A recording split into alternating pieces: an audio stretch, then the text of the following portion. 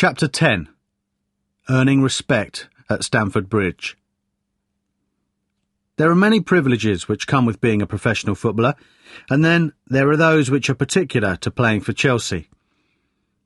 I don't take anything in my life for granted. Whether it's on the pitch or off, I appreciate the value of everything, because I was brought up in a family where we were taught to equate good things with a reward for hard work. I look back on the training regime Dad put me through from a very young age. The endless ball practice, my spikes, doggies, agility and stamina routines, and with every exercise, he reminded me that this was what I had to do if I wanted to become a professional footballer. Now, I don't need Dad to tell me what I need to practice, though he still does. I know myself. Having won the league for the first time, though, I found myself in uncharted territory. The elation of having achieved it quickly gave way to the question of how I could take myself and Chelsea to another level. I'm familiar with setting new targets, but now I needed the experience of others to help me understand how to use success to ensure more. Thankfully, I could not have had better mentors than Jose Mourinho and Roman Abramovich. Mourinho has become a very public figure, but I understand Roman is and remains something of an enigma to most people. He's a very private man who doesn't give interviews and who's content to remain in the background at Chelsea. His relationships with people at the club, however, are very different. He's open, inquisitive, and very visible with the manager and the players, and I feel privileged to have got to know him and understand something of the man behind the myth. The great thing about Roman is that he gets involved. Despite the fact that he has numerous and more pressing business interests which demand his attention all over the world, he makes a point of being with us regularly. Whenever he's in London, he comes to the training ground and makes a point of chatting with the lads, making sure everything is just right. Even when the rain's pouring down, he turns up and watches us go through our routines. At games, he will wish us luck beforehand, and always comes to see us afterwards, regardless of the result. He shares our joy when we win, and our disappointment in defeat. When he first arrived, most of us weren't quite sure what to make of him, or how we should behave around him. Over the years, however, Roman has become an integral part of the club, and has earned the respect of everyone for the way in which he's demonstrated his commitment to Chelsea, and loyalty to those who are loyal to him.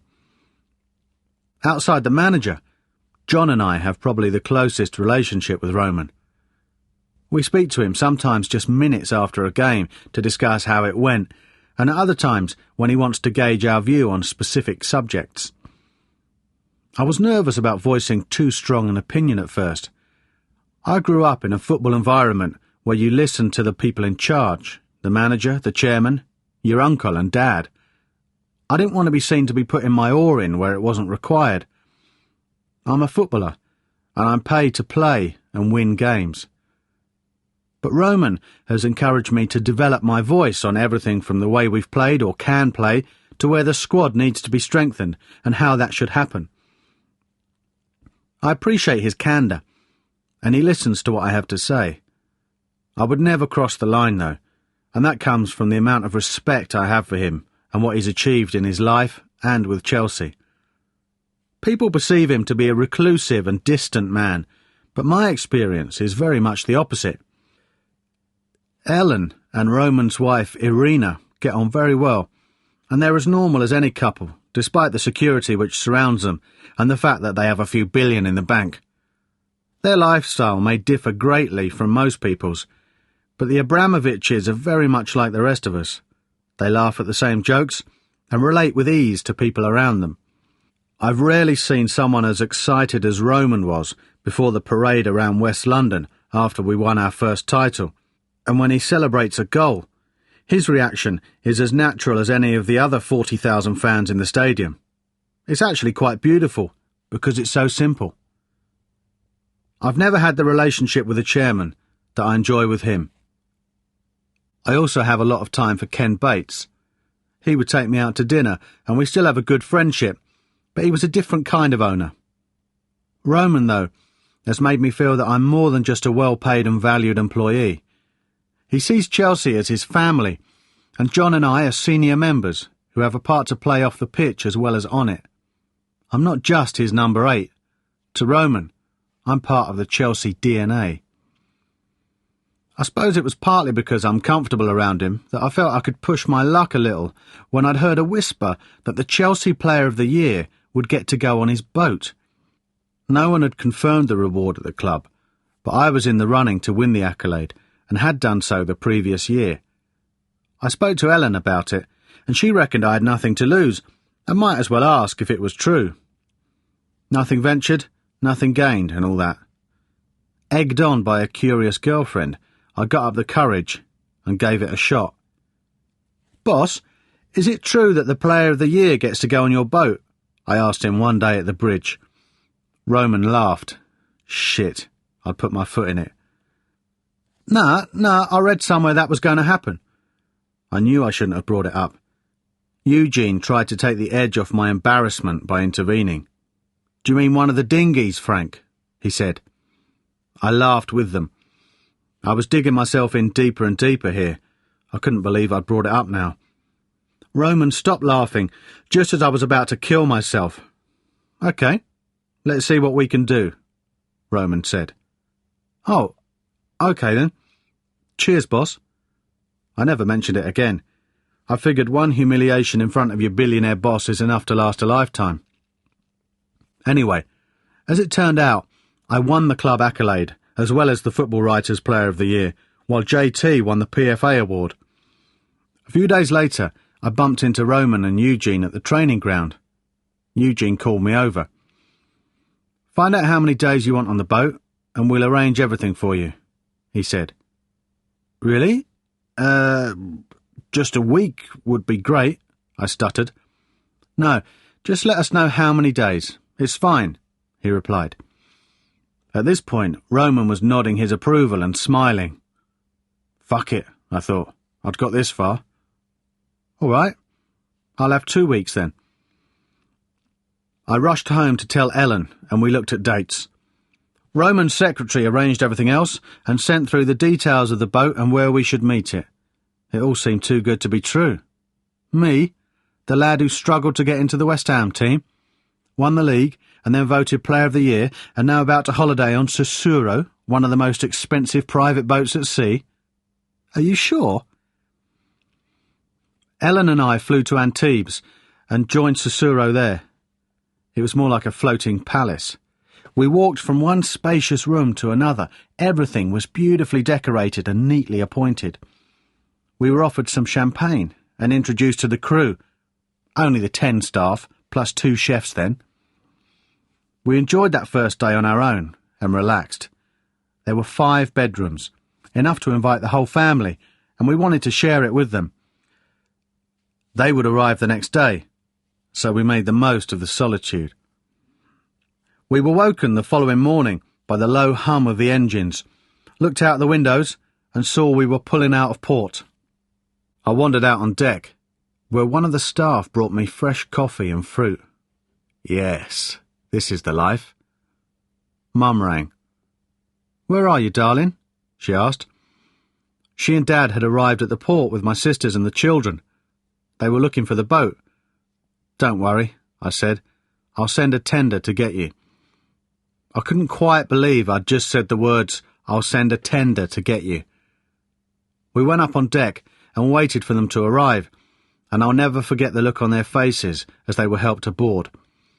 All except Dad, that is, who played it cool with his sunglasses on and doing his best to pretend that staying on a £40 million yacht was an everyday occurrence in the life of Frank Lampard Sr. Not bad for a boy from Romford. We sailed to Cannes and then on to Saint-Tropez. It's quite a tight little port there, and we had to navigate our way in very slowly. As we did, a crowd gathered in the marina. Having clocked the size of the boat, they were clearly expecting to catch a glimpse of royalty, or at the very least a Hollywood film star.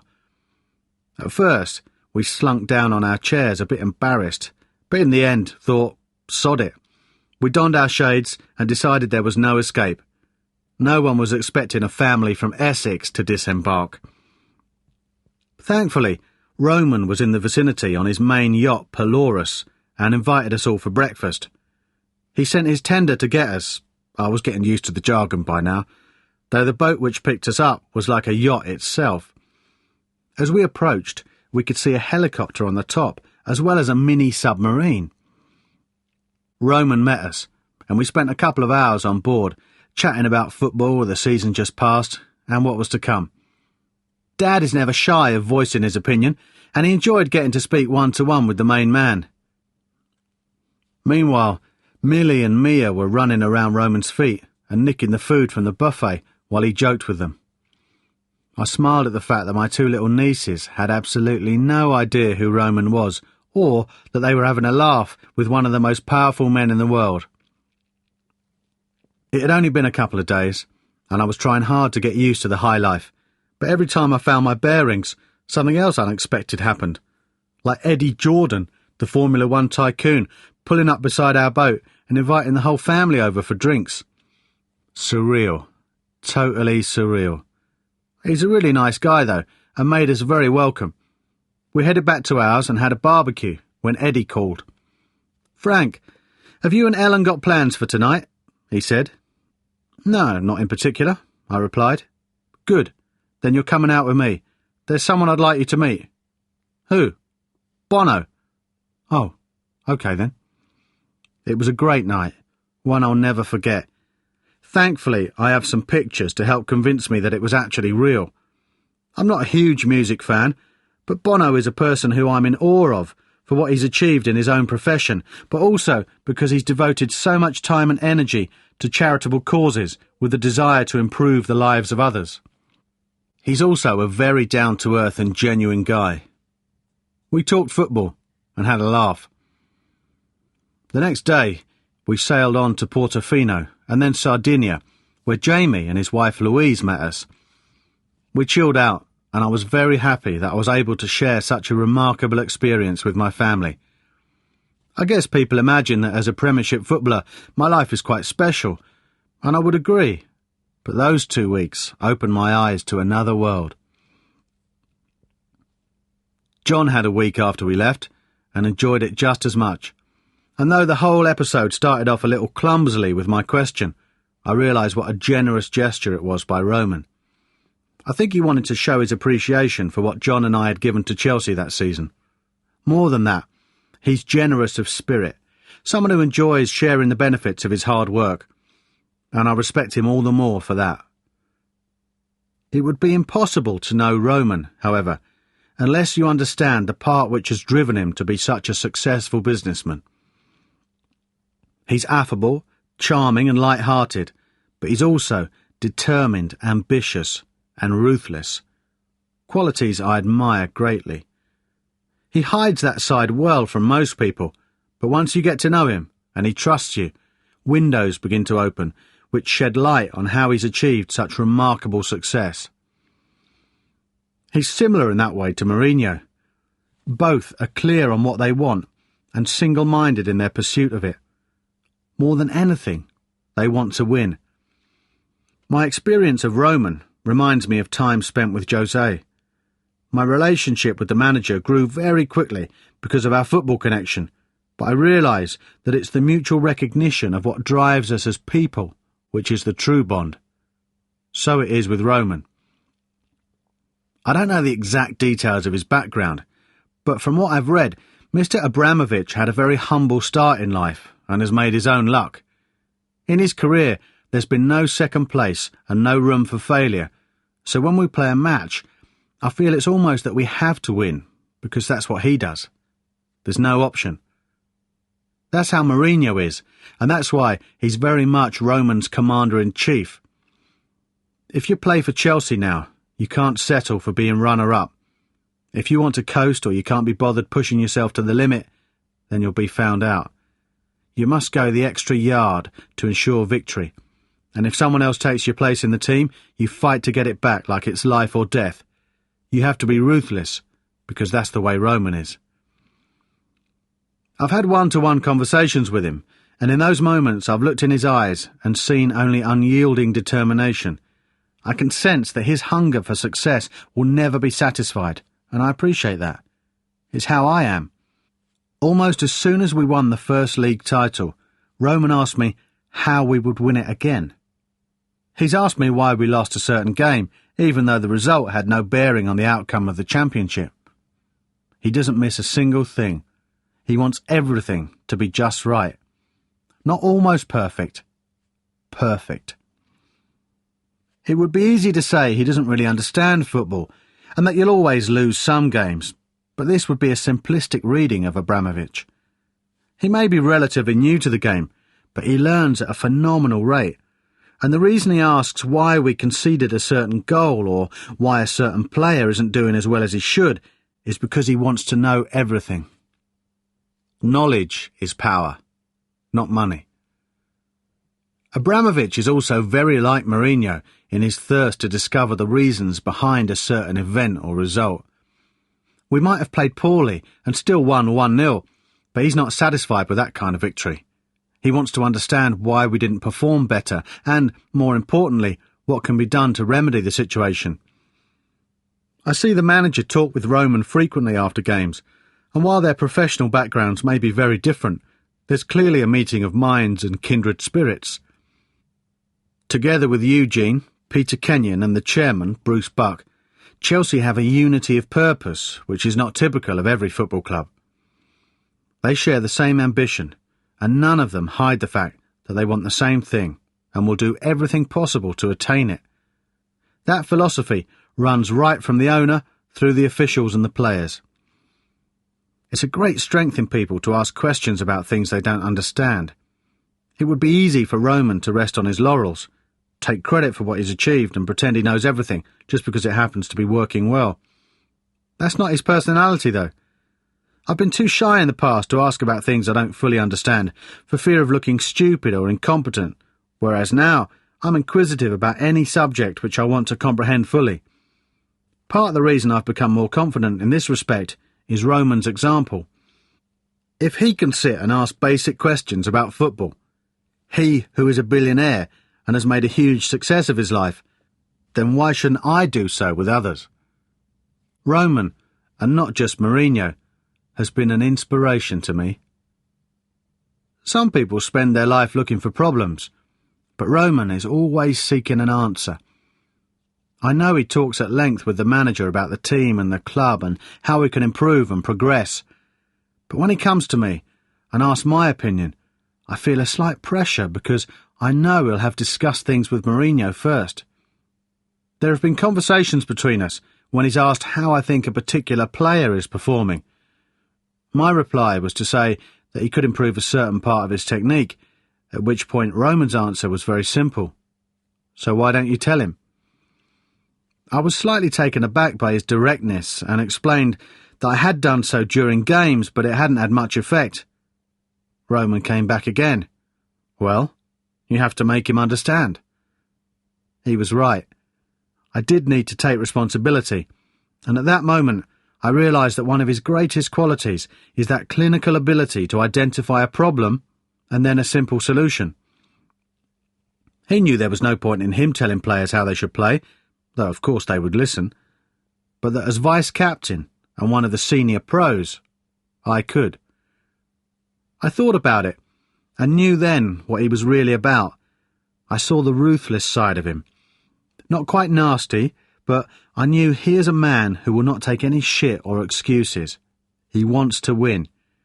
It amuses and annoys me when people attribute Chelsea's success to money. It's true that Roman has spent a lot on players, but those who throw around accusations that Chelsea bought the title are ignorant of the way the club and the people there work to achieve success. True, Roman is very rich. However, he's also a very intelligent and clever manager of people and assets. He's proven that in his field of business, and now he's proven it on the football field. Only those behind the scenes who work closely with him, the manager and the players, really know the secret of our success, and if pressed to give a single answer, I would put spirit ahead of anything else. There's a sense of community at Chelsea, which has Roman at its head, followed by the manager, his staff, and the players. We're all working for each other and towards the same goals. Anyone who doesn't subscribe to the common purpose is not welcome. Those who disagree with its methods don't last.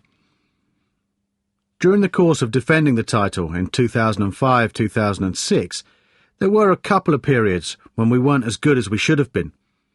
We had to have a look at ourselves and ask what was going wrong. We reminded each other of the strength we gained from everyone pulling in the same direction during the previous campaign. There were a few team meetings. Questions were asked. Are we as strong as we think we are? Why are we not competing in the same way? Everyone needs that reminder now and again. When you go 15 points clear of the pack so early in the season, people can get carried away with themselves. It can happen easily. We needed to remind ourselves of our core values and what made us champions in the first place. The manager asked us if we believed our standards had dropped below the level we'd reached a few months previously. He asked if we thought that was acceptable. He asked if we thought Roman Abramovich would find that acceptable. He demanded that we put it right. We did. To be fair to the manager, he, more than anyone at the club, had tried to guard against any complacency creeping in as we prepared for a second season in his charge. He wasted no time in preparing us for the challenge which was ahead. Nor did he try to soften the prospect of how difficult it would be to retain the championship. He called a team meeting on the first day of training and sat us down in front of a projector screen. A picture appeared of us celebrating with the Premiership trophy from the previous May. We resisted the temptation to cheer. We knew there would be a serious point. Last year, we were champions, he said. But before we had time to acknowledge him, he had flicked the screen onto a list of qualities which he explained we would need to possess to win a second title. He spoke of raising our own personal standards to reach another level, of being able to cope with the added incentive every team would have to beat us because of our status, of needing to guard against overconfidence and remain ambitious. The list went on, as did he, explaining each part in detail. The message was loud and clear. It would not be easy to win another championship, and it would be an impossible ambition if any of us thought it was just a matter of showing up. Mourinho was slightly more aloof than he'd been the year before when he first joined the club. He came in then and built a relationship with the players quickly and easily. Now, as he spoke to us about the coming season, there was a certain distance in his manner. Likewise around the canteen and training ground. I asked John and Ida if they had noticed anything. We wondered if he was all right, if there was something brewing under the surface waiting to blow up. Trouble. I thought I'd learned to read his moods quite well after a year, but there are times when the manager withdraws into himself and can seem introvert, unusual for a man who's normally so gregarious. This atmosphere prevailed for 5 weeks, the whole of pre-season, until I realised what was going on. He had intentionally behaved more coolly towards us to keep us on our toes, to make us feel less comfortable, and so make sure we never fell into a comfort zone. I could see his point. Had we come back having won the title and relaxed into the same old routine, then perhaps, even subconsciously, some players might have felt that success would be just a matter of more of the same. I've got to hand it to him. It worked. I found myself speculating that he wasn't happy with me, as did everyone else. It made me want to do everything absolutely right. Run faster, train harder. Like Roman, Mourinho has a steeliness about his character, which he'll show whenever he thinks it's required. He has other means of keeping us sharp as well, including strengthening the squad with players who will challenge for your place in the team. People probably thought that I was irreplaceable when the 2005-2006 season started, after what we'd achieved in the previous campaign. I probably thought I was. Then I heard Stevie Gerrard was joining the club, and my first reaction was to be really pleased. Stevie is one of the best midfielders in the world. He's dynamic, inspirational, and has the ability to score goals for fun. Just what we need. Hang on. Just like me. The thing is, I reacted positively to that prospect, and I hope I always will. Thankfully, I could be pretty certain in this case that the manager was pursuing Stevie to play him alongside me. I'd heard the rumours build up to the point where I was sure he was going to sign for Chelsea that summer. It was a very exciting prospect. A midfield of Stevie, Macca and me would be hard to equal in England and Europe. I think Stevie thought he was joining because he put in a transfer request at Liverpool, and you don't take that action without first putting a lot of thought into it. In the end, he made a decision to stay at Anfield, which I respect. I would have loved to have him play at Chelsea, but I think he's basically committed himself to Liverpool for the rest of his career now. A lot was made of the situation in the press, saying it was a rejection, but I don't think too many players had turned down the chance to join the Chelsea revolution before that. I realised that if there were to be midfielders coming in, then departures must also be on the cards. That much was obvious from the fact that we had to have subs in practice games at training because there were so many outfield players. The excess of playing staff was quite uncomfortable, and some midfielders even found themselves doing shooting practice on another pitch while the rest played a game because there was no room for them on the field. In the end, Jiri Jarosik, Alexei Smirtin and Thiago all left the club, while Michael Essien and Sean Wright-Phillips signed, along with Asia Del Horno. Nevertheless, there was still an overload, and it keeps you looking over your shoulder no matter who you are. It's just the way of Chelsea. It's also the way of Mourinho. I know him well enough now, and I think he would admit that he loves a fight. He's a winner, and he thrives on competition, and there's no way he would be content to go through life coasting and being no better than mediocre. That mentality is passed on to the players, whether it's having rivals for your position or taking pot shots at our rivals elsewhere. Before the season started, he called a team meeting where he had Arsenal's fixture list on a screen. He pointed out that after each of their Champions League games, they were playing at home in the Premiership, while we frequently seemed to be travelling to a difficult away game at the likes of Newcastle or Liverpool. His anger with that situation became a public debate when he famously referred to Arsenal as angels, while we were devils. It caused a big row in the papers, and people were taking the piss, asking why he was moaning about something as mundane as the fixture list, especially when it's all done randomly. Isn't it? I think he had every right to make his point, because we're a team and we don't want to be disrespected or have our season made harder by fixtures if others are getting an easier ride. Why should we just keep quiet and accept things like that? We knew that it would be harder the second season, and here was an example before a ball had even been kicked. The fact that he made his point in a press conference, which turned into a controversy, made the players take notice. Our manager stood up and attacked a scenario he thought was unfair. He did it for us and for Chelsea, even though he was potentially holding himself up to attack and ridicule. At a team meeting, he made the point that the fixtures were another example of what we were up against in our battle to defend the title. It made us more determined than ever to make sure we won it again. He's a shrewd and clever man, and there are times when he'll take that kind of action in a calculated way because he knows the kind of reaction it will provoke. It's not always the case that he's trying to manipulate a situation. It's simply in his personality to confront aggression and injustice head on. I was there in Barcelona in 2005 when it all kicked off after our Champions League match in the new camp, and I know that a lot of the time he was fighting a just cause, yet he was portrayed as the villain and criticised for his actions and comments. Maybe his attitude is unconventional. He's very strong in his conviction, and that might shock people, but a man should not be condemned for holding to his principles. He was standing up for the players and for the club. I appreciate the unswerving loyalty he's shown to me, likewise the other players.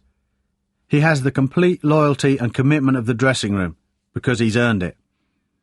That's not to say that he shies away from criticising us when it's justified, and the opening match of the 2005-2006 season is an example of when he did just that in order to get the right reaction. We'd gone to newly promoted Wigan Athletic for the first test in our title defence, but the end result didn't reflect the match. Crespo scored in time added on to take 3 points, and afterwards the manager told the media that we didn't deserve to win. In fact, we barely deserved a draw. I didn't feel sharp enough, and we looked sluggish all over the pitch. For all the talk beforehand about making sure we would be champions again, this game taught us a lesson about what the season would be like. Wigan had been incredible, and only a wonder goal had got us out of jail. Mourinho didn't mince his words in the dressing room afterwards, though he didn't single anyone out in particular. He paid respect to Paul Jewell and his team for the way they'd performed, but made it clear that if we played as badly a week later against Arsenal, then the season would turn into a long goodbye to the title, rather than a glorious defence. The boss was desperate to win, but the rivalry with Arsenal took on a more personal twist because of the growing animosity between him and Arsene Wenger. I was aware of it, though mostly through what I read in the papers. Both managers were quite open in their hostility, which I put down to good old-fashioned banter more than anything else. Of course, people take things and run with them, and they can get way out of control. Yet when I look at Mourinho and Wenger, I see very similar qualities. They're both talented, highly motivated, and very passionate individuals. They both want to win, and they're not scared to admit it, so when things got a bit out of hand between them, I wasn't overly surprised. The rivalry between the two clubs has always been fierce, so given Mourinho is no shrinking violet, it was probably only a matter of time before there would be fireworks. Wenger had a habit of constantly referring to Chelsea's spending in the transfer market, which I suppose stemmed from his frustration at being poor by comparison.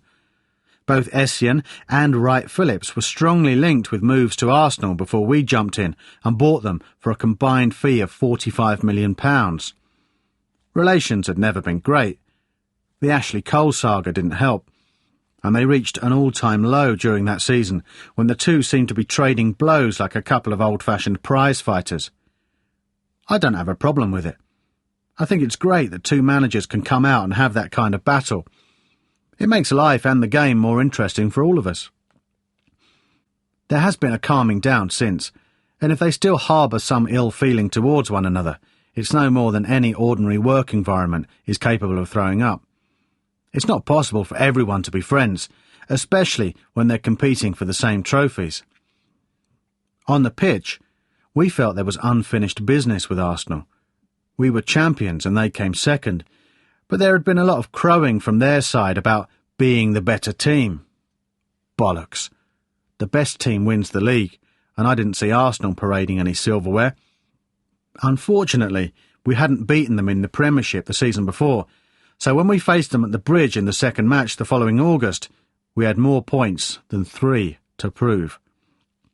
It was a very tight game, and in the end, a lucky goal from Didi sealed it, but it didn't mean any less to us. We were desperate to win, just as we had been in the Manchester United game the year before, because it was a statement of how determined we were to retain the title.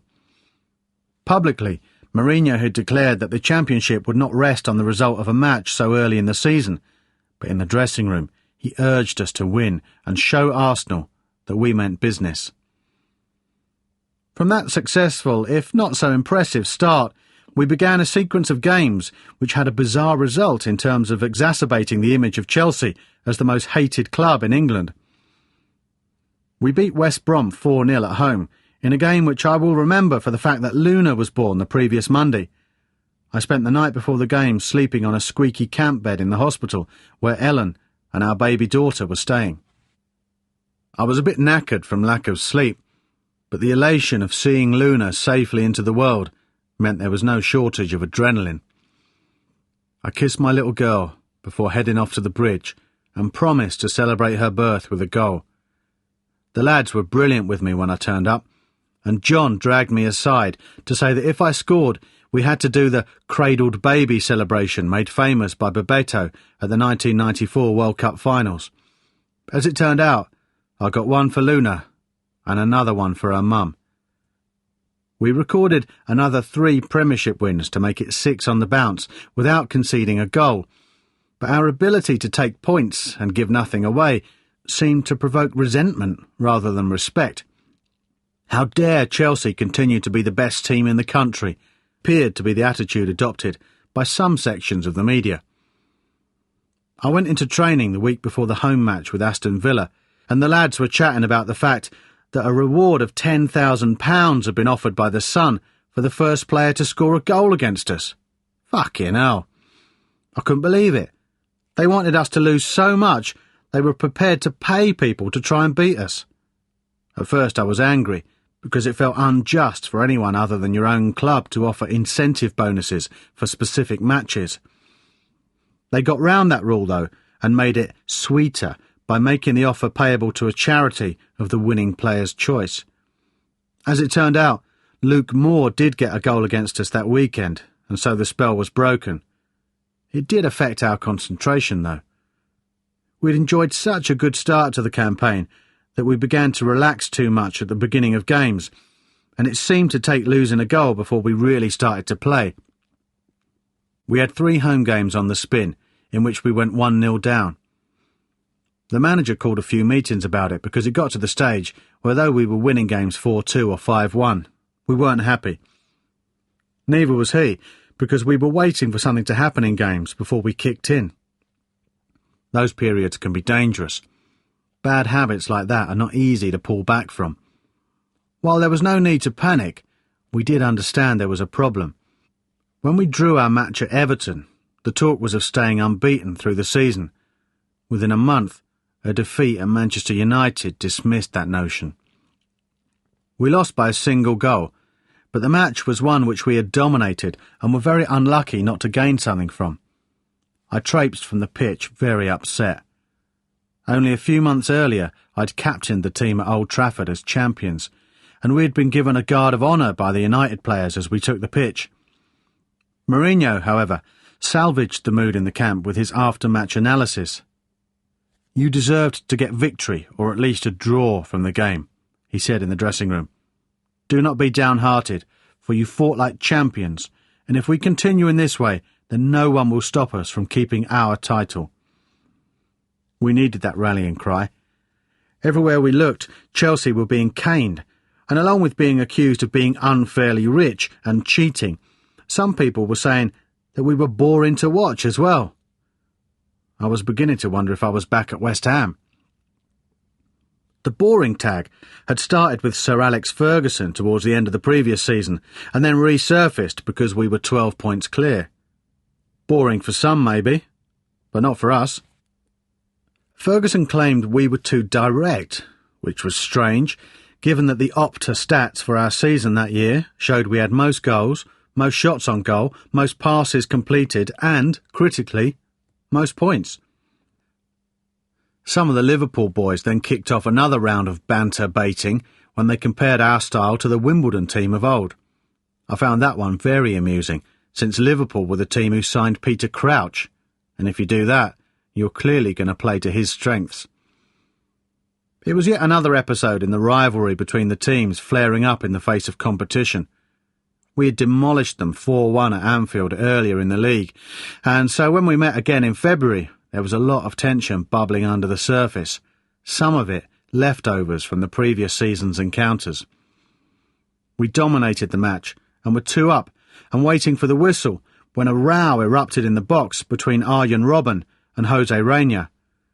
Reina pushed Robbie in the face, who then went down, causing the usual spat of posturing between players. What ensued, however, was an unjust portrayal of Chelsea as the villains of the piece. The first thing that should be considered is that Reina flattened Ida at the corner flag. Then, when Robbie confronted him, he lifted his hand. To me, those 2 actions taken together add up to a red card, though players are often ordered off for lifting their hands alone. I know that I can't push someone in the face, because I'll be sent off, no matter what the provocation. And I've heard some interesting things said. If someone in our team is sent off and we lose the game because of it, then I'll pull that player up for it. For that reason, it actually doesn't matter if Robbie went down from Reina's challenge or not. The moment he lifted his hand, he risked being sent off. I don't argue that Robben didn't go down easily, I know I would never have gone down in the same manner in that situation. Players are different, though. I've seen players do it in similar circumstances many times, and I don't agree with it. I didn't feel angry with Robbie at the time, and I defended him because he's my teammate. Benitez chose to make an issue of it afterwards when he asked if Robben was in hospital. I would have liked to have asked him if he had seen Rainier nearly put Ida in hospital seconds before with his wild lunge before he pushed Robbie in the face. If the Liverpool manager had said that his keeper also deserved to be sent off, then fair enough. But he didn't. Furthermore, the incident happened in the final minute of the match, which they had already lost, so it made no difference. Benitez purposefully made a huge deal out of it because he wanted to shift focus away from a comprehensive defeat. A case of a lot of smoke bellowing from not much fire. What pissed me off most, though, was that for weeks on end Robbie was labelled a cheat and a diver. I know he went down too easily in that match, and I also know that he's not the strongest player in the world. If you touch him in training, he can go down simply because he's so quick. A lot of it has to do with upsetting his balance on the run. It's a grey area in football, and one that's difficult to judge correctly. If someone dives blatantly when there's been no contact, then that's wrong. I don't want to see that in football, and neither does any right-minded person. It's even worse when it's done to win a penalty. The Liverpool incident with Robbie sparked a general campaign to kick diving out of football, but it seemed to me that a lot of the negativity was directed at Chelsea.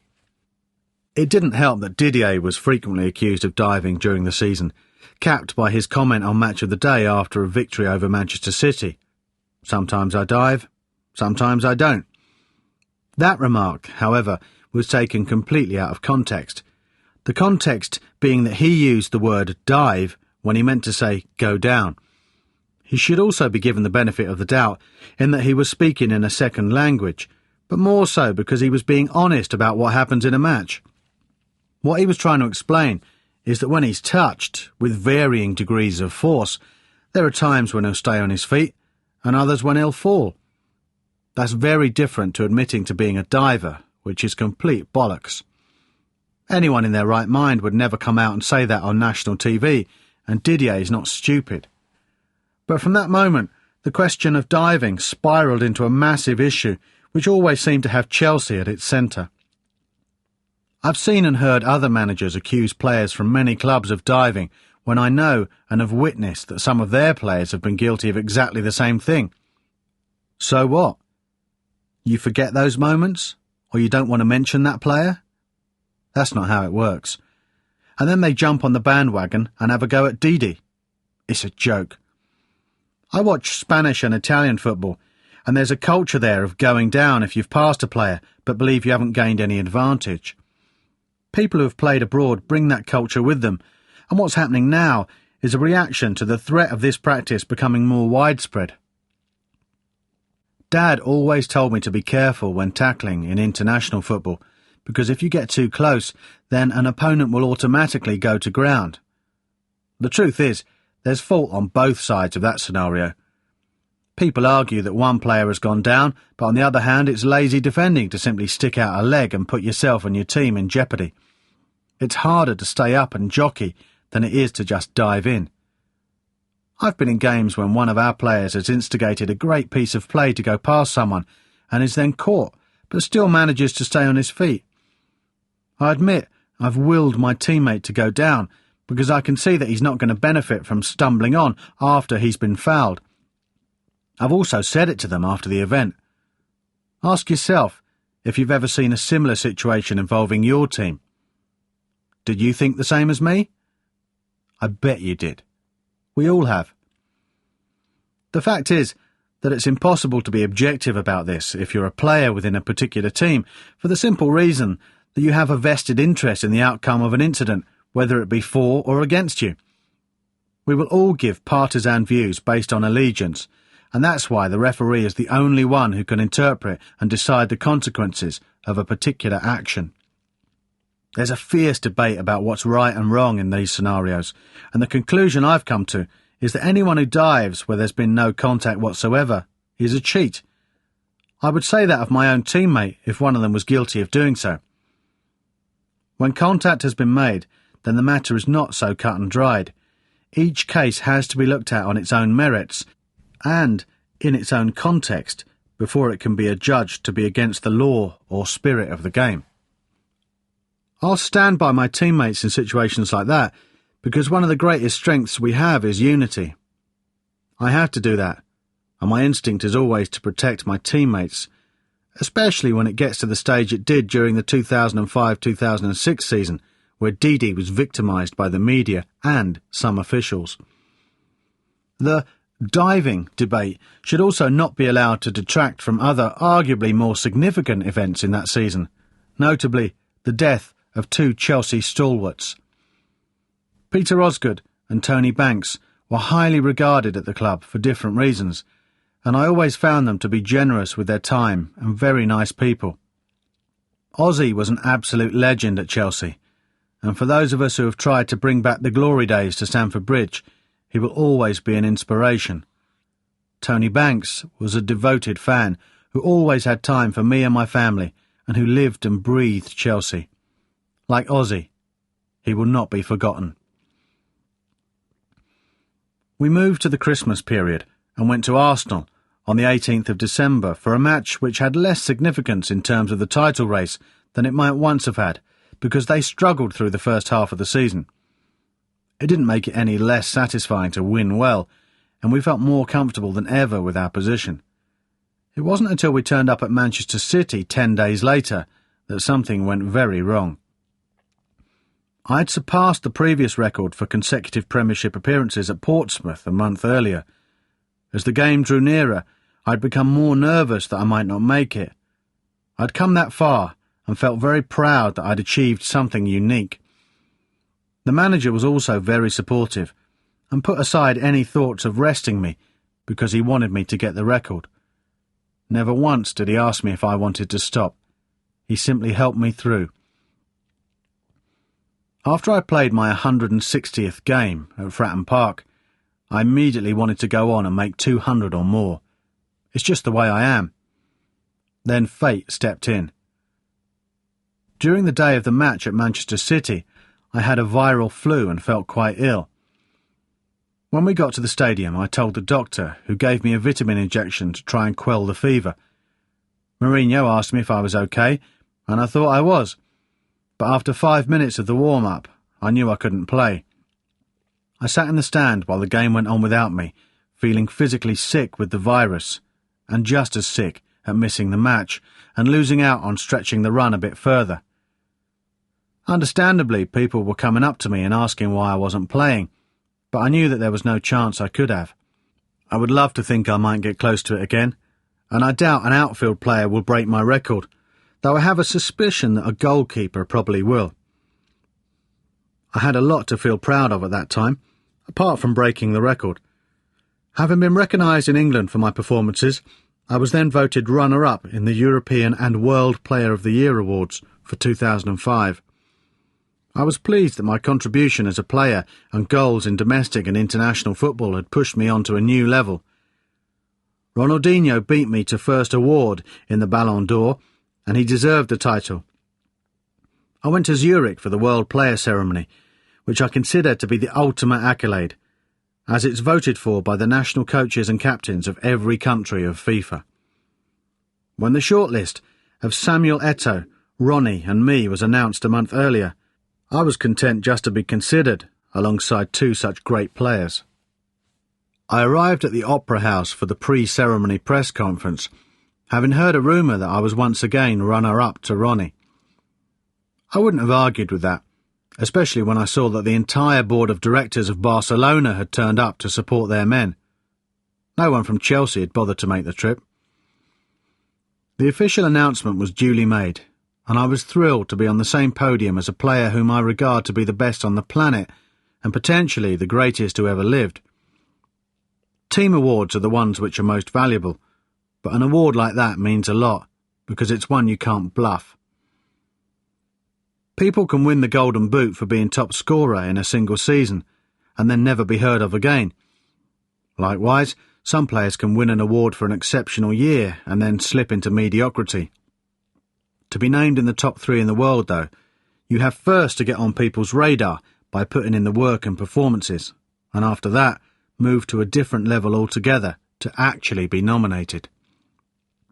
I've taken a real shine to Ronnie since we first met, for the simple reason that he's such a down-to-earth person.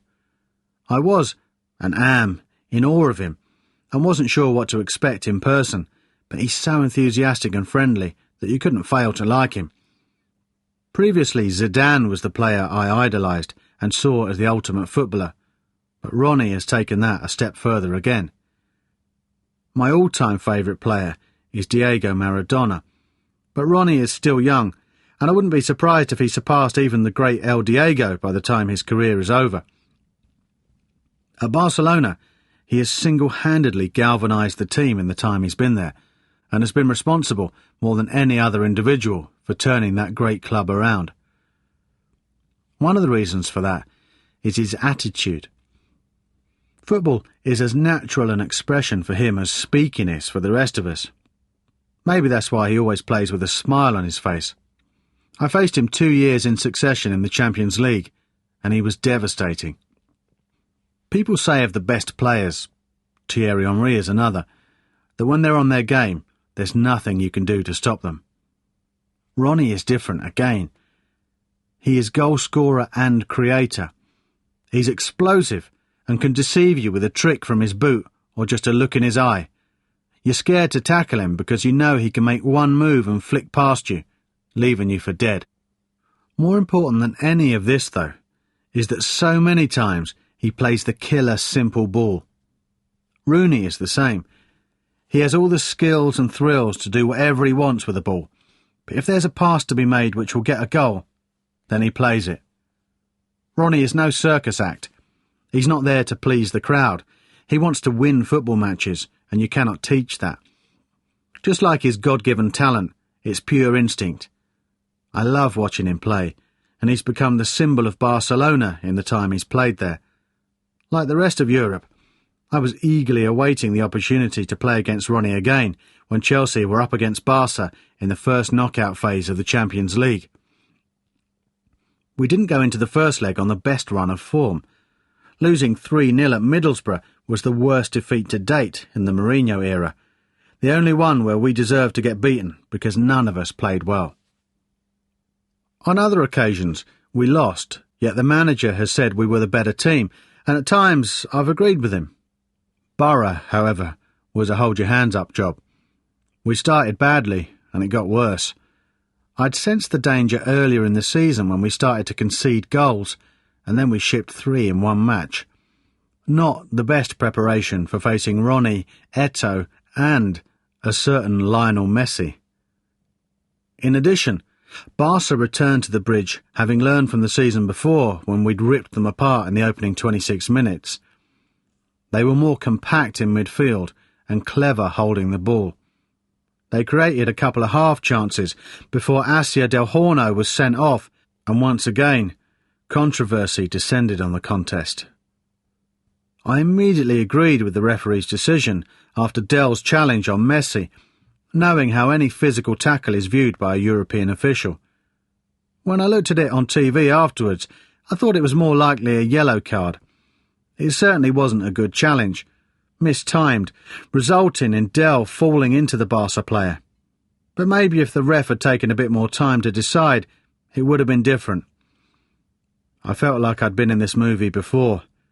Didi the season before, and now Del. Barca are the last team in the world you want to play with 10 men. We managed to get to half-time without conceding, and in the second half, with Ida and I running the midfield, we were doing quite well. I whipped in a free kick, and John's presence was enough to cause chaos, and the ball was flicked into the net. Within minutes, though, I saw why if you get the chance to kill Barca off, you must grab the dagger with both hands. Didi was through on goal, but his shot was saved. Then, from the corner, they ran up the pitch, and Eto'o scored an equaliser. That's how quick they were, able to retaliate when you least expect it. It had been a tough call for our manager. With 10 men, he may have been tempted to shut up shop and play for a goalless draw, but Barca have so much talent that such a result is unlikely, I think he called it right, and it was a lack of concentration on our part which cost us. Ronnie and Messi were on fire, blazing shots from all angles and threatening to blow us away. They did just that with the second goal, which once again was a sucker punch, delivered just when we thought we were getting a bit stronger. Going into the second leg 2-1 down was painful enough to contemplate, but it was aggravated when I tore a small muscle in my hamstring while training with England. I missed the match against Uruguay and then that against West Brom, in which Mourinho had the balls to stand up to Brian Robson when the two had a row on the touchline. People said the pressure was showing. Oh, really? I trained in Barca on the Monday before the game, and we were told that we would start with 3 wide men, Coley and Duff on the flanks, while Robbie would play through the centre behind Didi. Mourinho's plan was to field 3 speedy attackers in the hope of overrunning the defence with me and Macca behind them. Unfortunately, our attack-minded players didn't manage to do what the coach wanted of them, partly because Barca read the match and did everything to stifle them. Ronnie scored his customary goal, and with a couple of minutes left I scored from a penalty, but it was too little too late. We lost the tie in the first leg at home, when we were down to 10 men. A big deal was made of the fact that we didn't start in the new camp with 2 strikers, but I wasn't surprised by the selection. We couldn't afford to get exposed and go further behind, and so the manager put out a team capable of attack and defence. Elimination was hard to take, though not as bad as the previous 2 years, when we had fallen at the semi-final stage to teams we felt we should have beaten. I felt Chelsea and Barca were the 2 teams in the competition capable of going all the way, and so it proved to be. After the game, Ronnie came over to me, and we swapped shirts and embraced. It was a mark of respect and friendship. Then he smiled at me in his particular way, and joked that one day he hoped we would be on the pitch together, playing for the same team.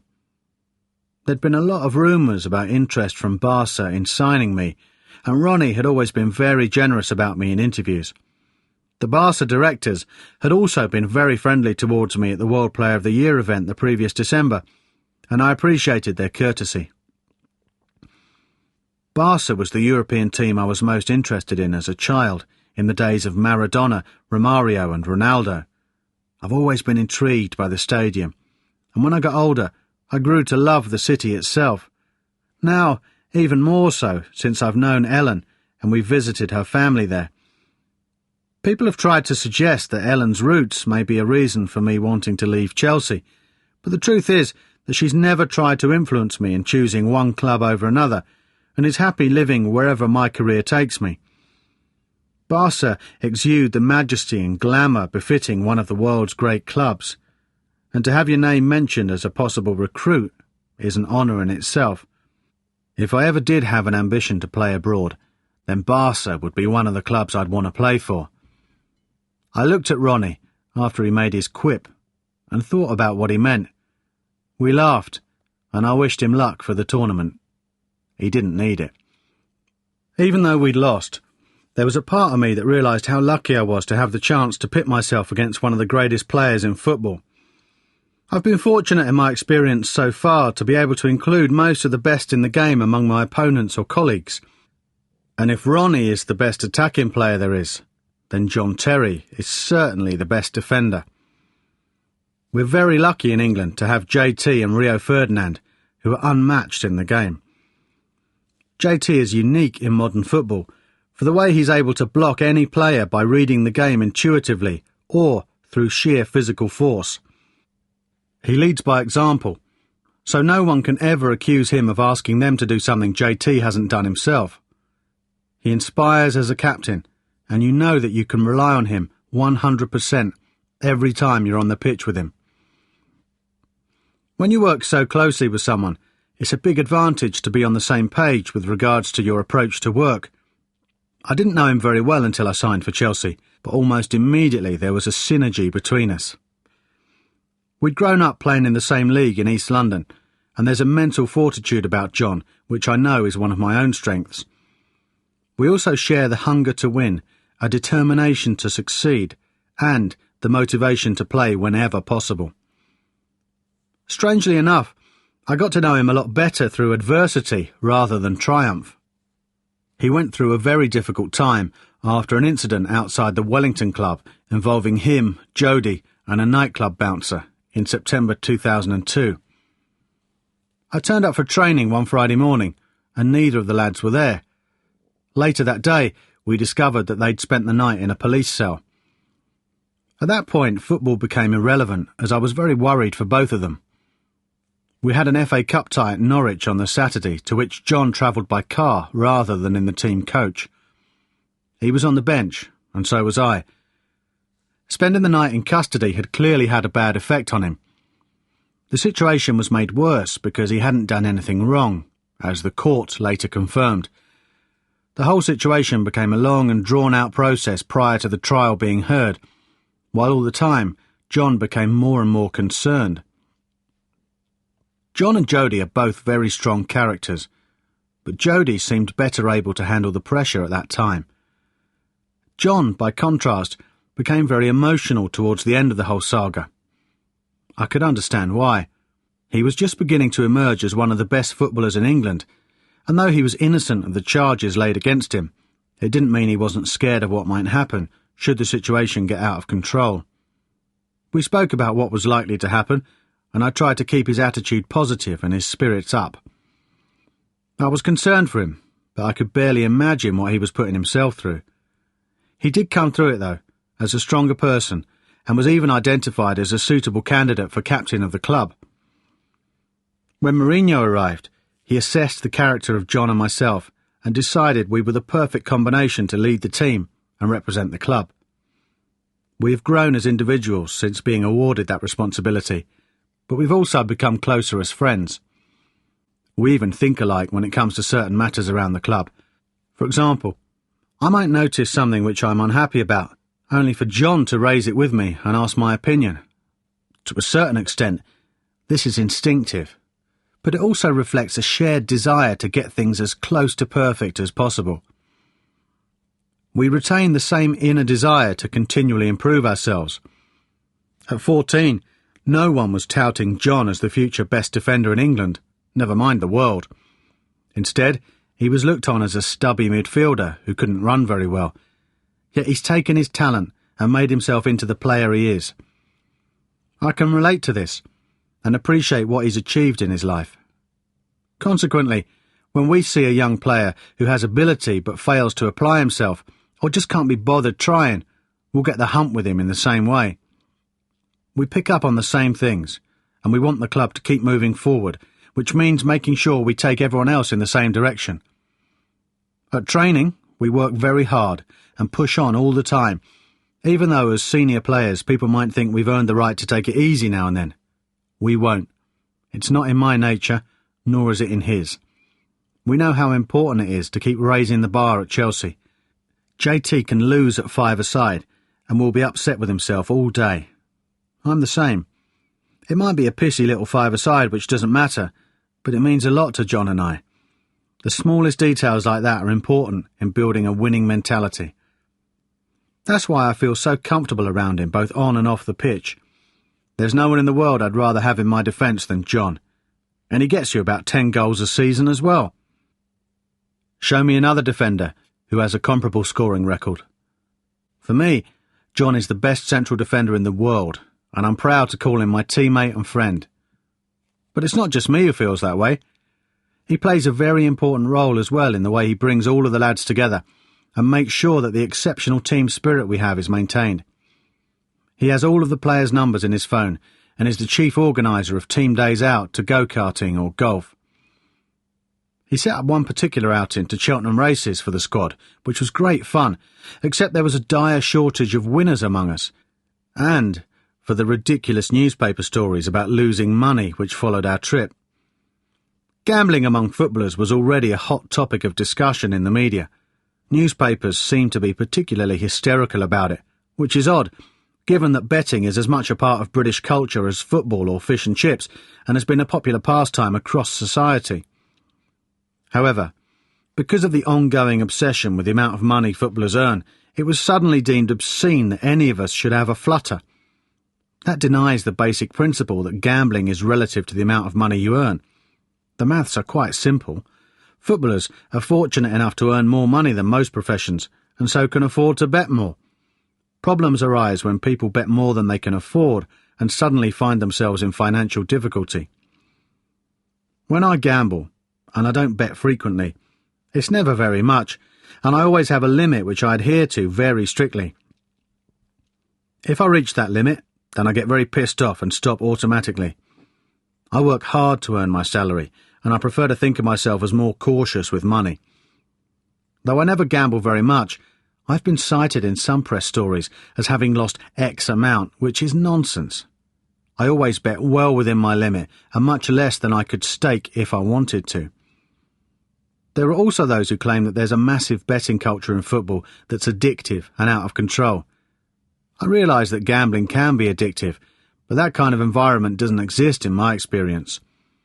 As long as people do it responsibly, then it's not causing any harm and shouldn't be the subject of scandal.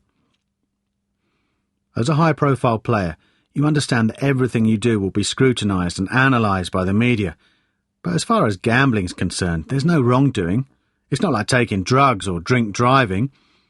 It only helps fan the flames when ex-pros like Tony Cascarino claim that a certain player has staked £200,000 on a football match. It's wrong that he makes that kind of accusation off the back of gossip. I know it's untrue, and it also gives a very wrong impression of what people are actually betting. Of course, it only makes a story if the sum's quoted as scandalous. It happened the day we went to Cheltenham, and a tabloid ran a front-page story the following day claiming that we had lost £500,000 between us in a single afternoon. Normally I'd laugh, but in this case, it's not funny. It's completely untrue, not to mention pathetic. I can categorically deny that the amount staked was anywhere near that figure. It would have been difficult to approach the alleged sum, given that some of the Portuguese lads were making outrageous bets of a whole tenner a time on one race. Betting was simply the latest football issue for the papers. A couple of years previously, it had been sex, then drink, and now gambling was the focus of their moral crusade against football. If you took away those three things from the lives of most people, they wouldn't have much enjoyment left. So why should I or anyone else be persecuted simply because we're professional footballers? Such questions seemed fair enough to ask in return, though we never get the chance. But there were other more pressing concerns which needed to be attended to on the pitch. We'd gone through a patch in the season when our form, our ability, and our reputation as champions were being questioned. But it wasn't just the players who were under scrutiny. The Fulham game in March 2006 was an example of the manager doing what he thought was right for the team. We were a goal down and not playing well, so we decided to take off Wright, Phillips and Coley after around 25 minutes. After we lost the match, his decision was closely scrutinised, with some people claiming that Mourinho had been impetuous. This is ignoring the fact that had we won, then it would have been an inspired move. It doesn't actually matter what other people think.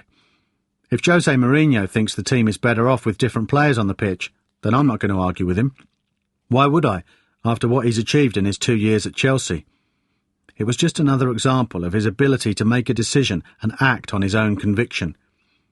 I agree that it was a bad game for us to lose, but I don't blame the manager for what was a poor performance by the players. Nonetheless, our lead was being cut down, and Manchester United had had a game in hand on us for quite some time. There were drastic predictions of our demise, collapse, and general surrender. We reacted in the right way, though. We drew at Birmingham 3 weeks later, but apart from that, we didn't drop any more points until the championship was won. I guess those who were looking at fixtures like West Ham, Bolton, and Everton and predicting a very sticky run-in for us were a bit disappointed. We approached the home game against my former club in the knowledge that failure to win would allow Manchester United to get even closer. We were 7 points ahead, but we went a goal down to West Ham after 11 minutes, closely followed by the turning point of our entire season. I thought Manish was a bit unlucky to be sent off for making contact with Lionel Scaloni in a 50-50, but there was no point in arguing. At that point, I could almost hear the cheers of Man United supporters around the country, as well as others who thought they saw the wheels falling off our title bid. Worse than any of that, though, was the sound of the away fans at the other end of the stadium dancing with joy as we tried to reorganise. I was waiting for the taunts and wasn't disappointed. "Lampard, Lampard, what's the score?" Yes, I know. Fuck. Of all the teams in all the world to be caught up in this scenario with, fuck it. We'll just have to beat them with 10 men. I looked at the manager, who signalled Crespo would drop deep and draw his marker, while Didi would continue up front on his own. No need to change personnel. No panic. I liked that. It sent out the right signal. We were going to win. Within minutes, Didi put us level from my pass, and then Crespo and JT netted before half-time to put us in a winning position. Get in there. Willie Gallas scored a fourth, and I could hardly believe it. I'm not sure if any team has ever won a match in the emphatic manner we did, with only 10 men. It was an amazing effort, and mentally, we knew then we'd won the league. At the end, we stayed on the pitch and celebrated with our fans. They knew how important that win had been, and so did we. There were a few stray West Ham supporters left in the ground as I walked to the tunnel, giving me some abuse. I smiled sweetly in their direction and held up a fist. Have some of that. We went to Bolton the following week, and I scored, before winning by 3 against Everton at home on Easter Monday. I netted my 20th goal of the season against David Moyes' side, which is a landmark total for a midfielder. People say that 10 from midfield is a great return, but having got 19 the previous season as well, I would like to think that I've pushed my standards to another level. Amusingly, Peter Kenyon had come up to me at the party in the Stamford Bridge gym the summer before, when we were celebrating the league title, and remarked on my feat. "Congratulations on being top scorer," he said. "I bet you won't be next season." "I don't want to be," I replied. As it turned out, I was top scorer, though I never did nail down what he bet me. I was especially pleased since there were spells in the season when I was playing alongside Macca while Ida was ahead, and so my options to run forward were limited. Scoring 16 in the Premiership also meant that I beat the record for a midfielder held by Robert Pires and Paul Scholes, who got 14. The increase was in part due to changing my technique in hitting the ball. I used to strike it much more true, which is fine if you can direct the ball into the tightest corner of the goal at power. The modern football is lighter, though, and if you hit across it, you can make it move around in flight, which makes it much harder for a keeper to save. Even Big Petter in our team ends up palming a shot that's coming straight at him into the net if you catch it right, and it suddenly changes direction. With victory over Everton, nothing could stop us on our course to another league win. We knew for a few weeks that the FA Cup was our only other chance of silverware, and the opportunity of making history by becoming the first Chelsea side to win the double was an alluring one. Only one problem. We had to play Liverpool again, and it was a semi-final. I would be lying if I said that there wasn't an eerie sense of déjà vu about the whole scenario. Apart from the fact that this would be the 10th meeting between our two sides in 2 seasons, the pain of the Champions League defeat had not completely healed when we ran out at Old Trafford for another duel. The situation was also strangely familiar, in that we were well ahead in the league, while their only chance of silverware was this last cup competition. I don't believe in fate as a rule, but I began to wonder if something wasn't conspiring against us.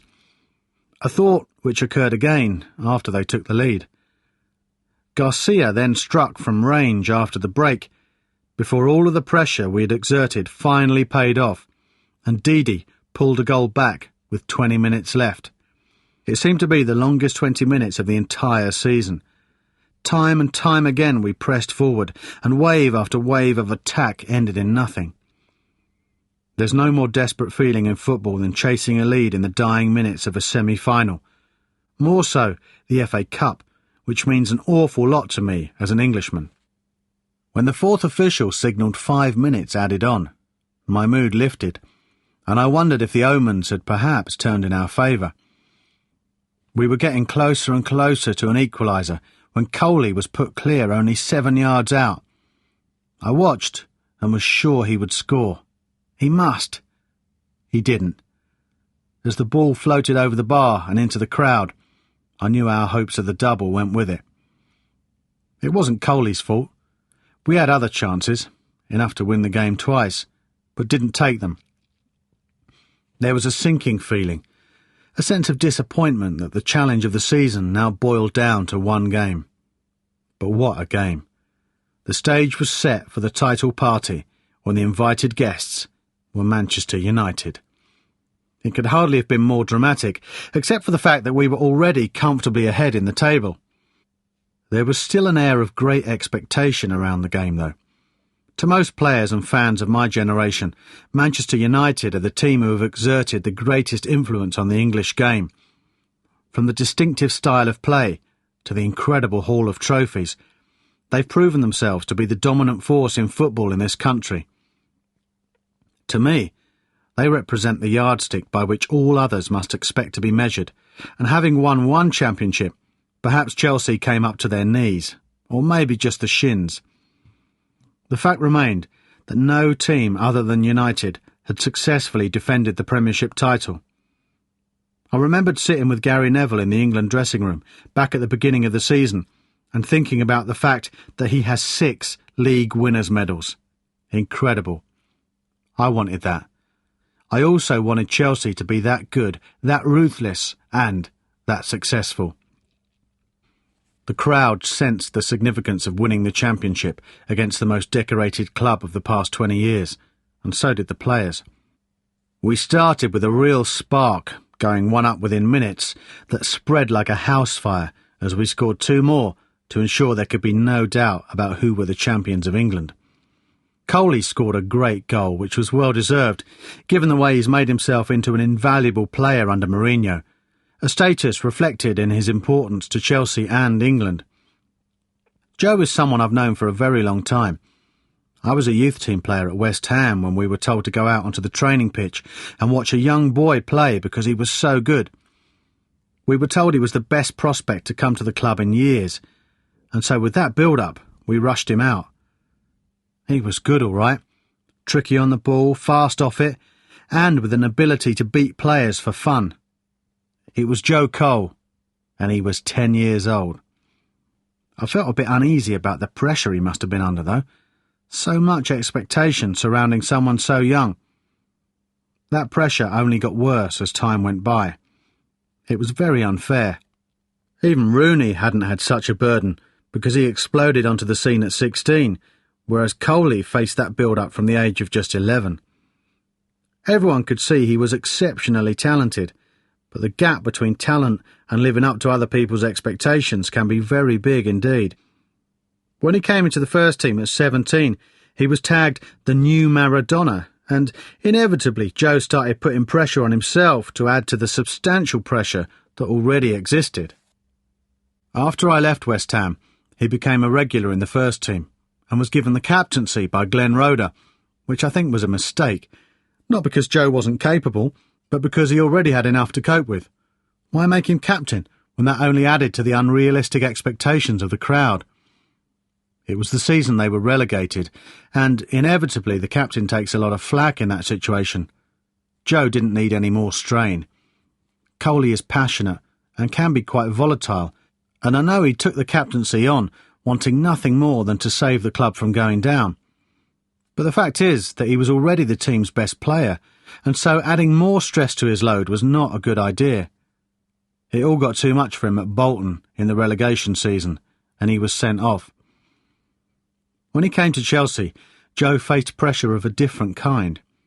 In his first game, he was desperate to show people what he could do, and ended up very frustrated after having just a few minutes on the pitch. That was very much the story of his first season at the club. Since then, Mourinho has treated him very differently. He's taken Joe aside and worked with him, honed his skill to help transform him into a player who recognises the importance of playing in particular patterns as well as being tactically disciplined. In short, he's converted an individual talent into a team asset. People think the manager has treated Coley harshly because he spent time on the bench and, on occasion, being criticised by him despite scoring some important goals. I don't agree. Mourinho has done what was needed to make him a Chelsea player. While the manager has been the guiding hand, most of the credit for the transformation has to go to Joe himself. He would never have achieved what he has if he hadn't had the desire and the self-belief to make it. He's also found a new balance, thanks to no longer heaping pressure on himself. Now he knows he can impress people by releasing the ball at the right moment, rather than beating a man for a second time. Things like that have made a huge difference to his game. He's developed and flourished as part of the team, but it's wrong to accuse Mourinho of being too rigid and of discouraging flair players. The point is that there's a right time for that kind of thing, and I don't think he's any different in this attitude than any other great coach. The philosophy is simple enough. I get frustrated when a player does a trick and passes the ball a few seconds later than he might have. People will stand in awe of the skill, and it's nice to watch, but the most valuable players in football are those who are effective, who know when to do the right thing at the right time. There's no need for a step over when there's a simple pass on. The very best in the world know the difference. Ronaldinho is one of them. He doesn't waste time indulging himself when there are goals to be scored. There is an argument that skillful players should be given a free role in a team. This is a total fallacy. It's impossible to be a major influence in a team capable of winning the Champions League and play without responsibility. Maybe that worked 15 years ago, but modern football is a lot more demanding of every player on the field. Every other week, ex-players suggest that Joe needs to be set free, and I think, oh, I wonder why you aren't a manager. Maybe it's because you haven't got a clue. Some claim that Joe needs to be given freedom to play as an old-fashioned wide player, but that shows a basic misreading of what's needed from a team to win the league. Every player now has to have defensive duties and tactical awareness, no matter how skillful they are. And you'll only find someone who thinks he can get away with doing little of either in a middle-ranking team going nowhere fast. It takes dedication and practice to reach the very top level. And when I stay behind to work on my shooting or free kicks, Joe often joins me.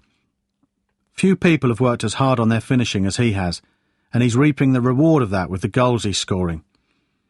The fact that he was able to do it in the game which clinched the league was very fitting. I ran to celebrate with Joe and the rest of the lads when his shot hit the net, and we were sure we'd won our second title. Unlike the season before, when it was impossible to predict my emotions after winning it, I had been in a way preparing myself for this moment for a while. I didn't enjoy it any less, but the two experiences were a great contrast. The outpouring of joy which accompanied the win over United was for a season of extremely hard work and for the fact that we'd proved good enough to retain the title. The difference a year earlier was that then we'd experienced a communal release from 50 years of waiting, from half a century of frustration and anxiety. It was a feeling so special that I wonder if I'll ever relive it in my career. After the United game, Ellen and Luna joined me on the pitch along with some of the other lads' kids and partners. It felt amazing to hold my little girl and show her my medal. When we were presented with the Premiership trophy in 2005, Ellen had been pregnant, and I'd said to her that we could look forward to sharing this moment with our new baby. I was very happy to be able to deliver another Flag Day. I've spent most of my life trying to make Mum and Dad proud, but I realised that the person I most want to win trophies for now was huddled in my arms. And that's what keeps me going, keeps me fighting and wanting to get better. I'd like to think that deep down people do appreciate what we've done. The memories, and in some cases the scars, are still fresh, and perhaps it will take a little more time for what Chelsea have achieved so far to sink in. We've taken the league by storm, and because everyone outside of our club has allegiance elsewhere, there's a degree of envy which Manchester United suffered from for years. I hope that we've earned people's respect, though. However, many choose to focus on the money we've spent in an effort to take the shine off the trophies we've won. It's true that our transfer budget has been bigger than anyone else's over a short space of time, but I doubt it's much more in relative terms than what Blackburn spent when they won the title, or what Manchester United have spent over the last 15 years.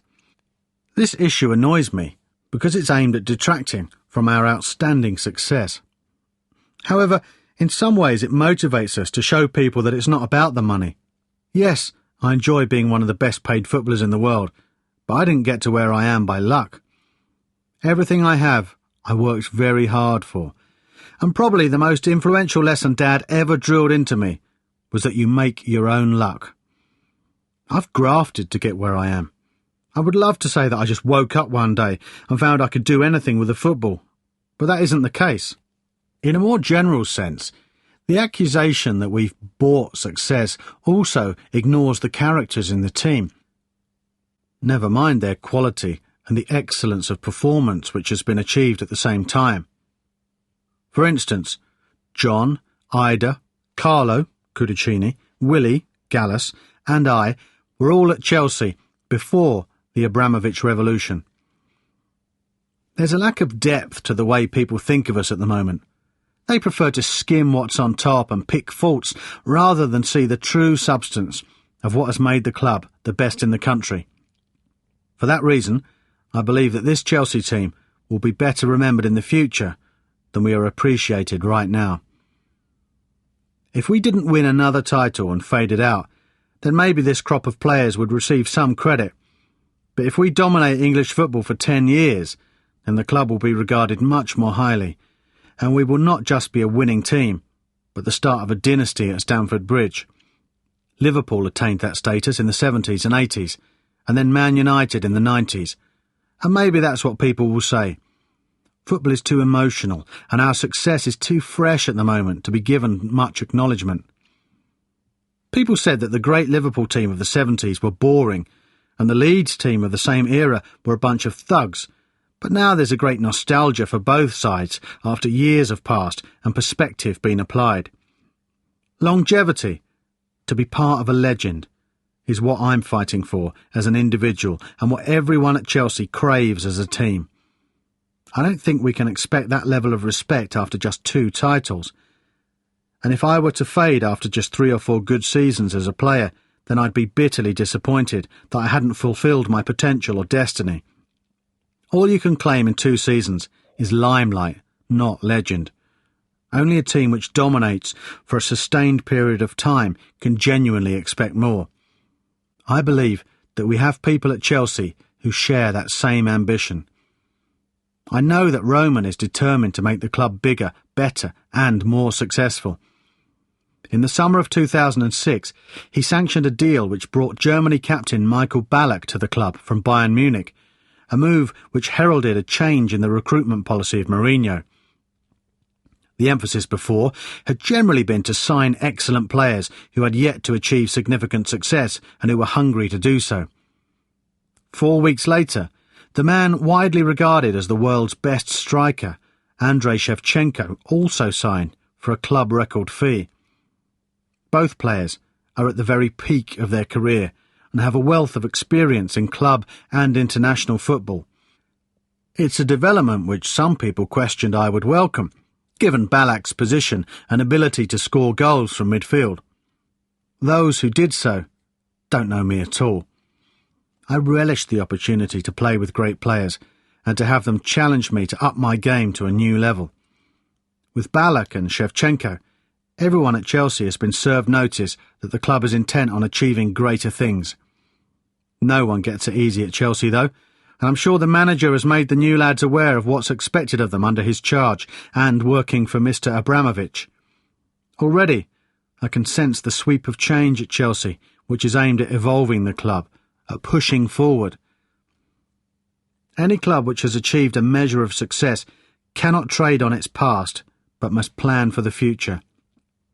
At Chelsea, we have the ability to develop and improve, utilising all of the assets we already have at our disposal, plus the ones we're able to acquire to help make that happen.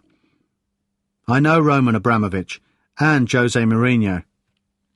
I know John Terry, myself, and none of us are people who are content to sit back and admire what has been done. We need to move forward and make progress, win more titles and push ourselves and Chelsea to new limits. If there's anyone who doubts that ambition, then they don't know Chelsea. I've lived through one revolution at the club and prospered, and I intend to be at the forefront of the next stage. It's like I've said, since I was a child, I've tried to reach heights that seemed above me. Nothing has changed.